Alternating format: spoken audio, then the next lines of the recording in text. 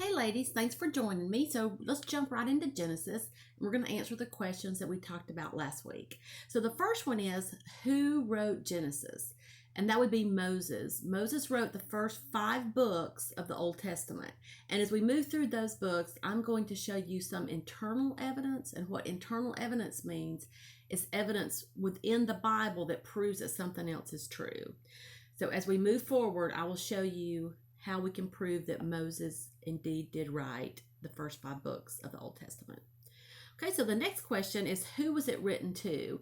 This is just one of those books that wasn't really written to anyone in particular. It's just a narrative history account. Okay, the next question, how much time is covered in the book of Genesis? So this is the one that really just blew my mind when I started paying attention to times within the Bible.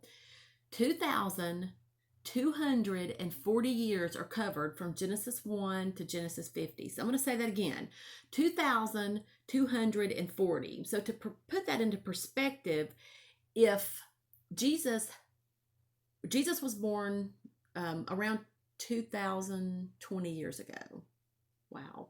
So there's still 220 years to go before Genesis would be over. So that's just an amazing fact that much time is covered. So you can sit down and read the book of Genesis in maybe 2 hours maybe, but just remember, lots of time is passing as you're reading it.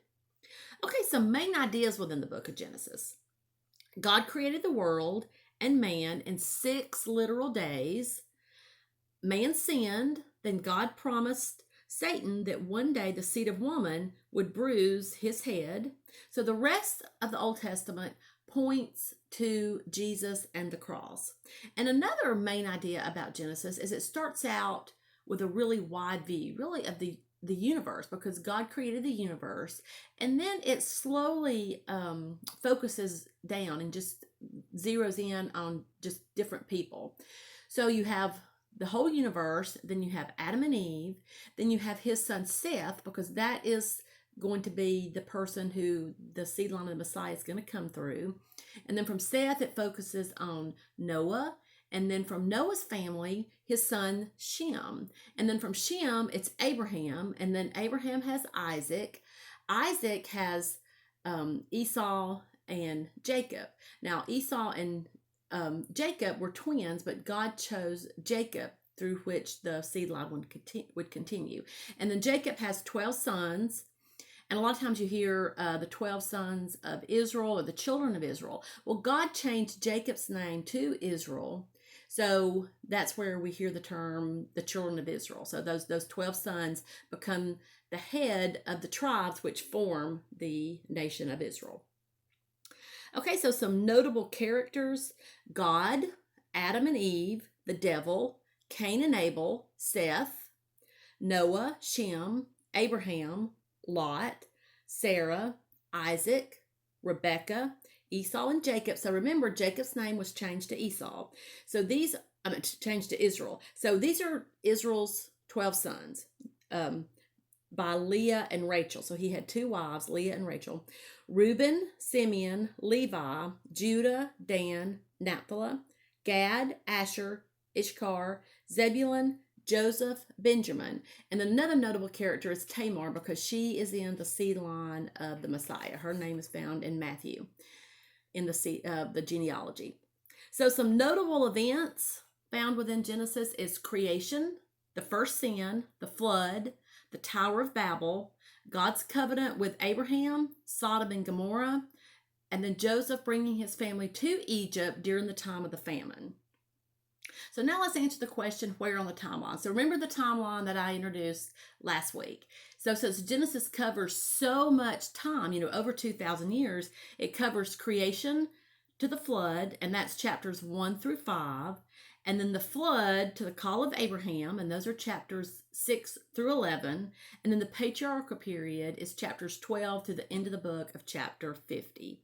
And patriarch, let me define that right quick. So that is just a man who was the head of the family, and God spoke directly to him. Because remember, we don't have the 10 Commandments yet. Moses hadn't been born. So that's how God communicated to people, as he communicated to the head of the family, the male head of the family. So the patriarchs were Abraham, Isaac, Jacob, and then Joseph.